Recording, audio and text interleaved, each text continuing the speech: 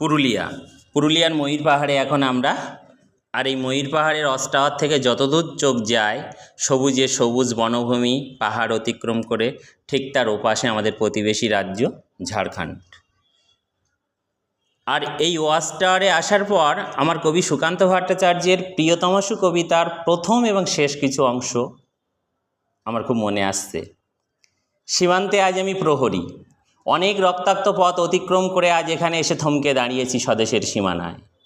ধূসর তিউনেশিয়া থেকে স্নিগ্ধ ইতালি থেকে ছুটে গেছি বিপ্লবী ফ্রান্সে, নক্ষত্র নিয়ন্ত্রিত নিয়তির মতো দুর্নিবার অবরাহ রাইফেল হাতে। ফ্রান্স থেকে প্রতিবেশী বার্মাতে আজ দেহে আমার সৈনিকের কড়া পোশাক, হাতে এখনও দুর্জয় রাইফেল, রক্তে রক্তে তরঙ্গিত জয়ের আর শক্তির দুর্বহ দম্ভ।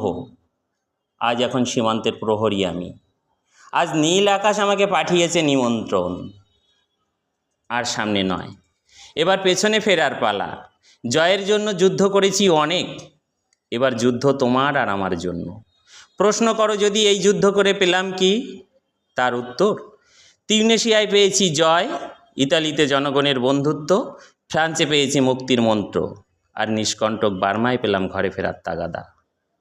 আমি যেন সেই বাতিওয়ালা যে সন্ধ্যার রাজপথে পথে বাতি জ্বালিয়ে ফেরে, অথচ নিজের ঘরে নেই যার বাতি জ্বালার সামর্থ্য, নিজের ঘরেই জমে থাকে দুঃসহ অন্ধকার। ধন্যবাদ। পুরুলিয়ার পাখি পাহাড়ের ওয়াচ টাওয়ার থেকে সত্যি প্রাকৃতিক পরিবেশ এখানে খুবই সুন্দর, খুবই মনোমুগ্ধকর, এবং যার যত কবিতা মনে আসে আমার মনে হয়